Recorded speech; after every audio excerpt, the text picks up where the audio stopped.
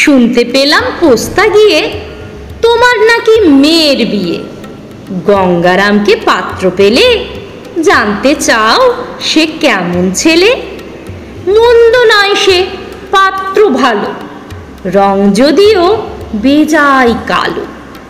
তার উপরে মুখের গঠন অনেকটা ঠিক পেঁচার মতো।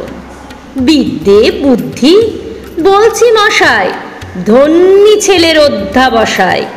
19টি বার ম্যাট্রিকে সে ঘায়েল হয়ে থামল শেষে।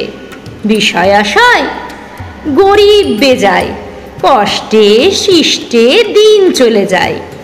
মানুষ তো নয় ভাইগুলো তার, একটা পাগল একটা গোয়ার, আরেকটা সে তৈরি ছেলে, জাল করে নোট গেছেন জেলে।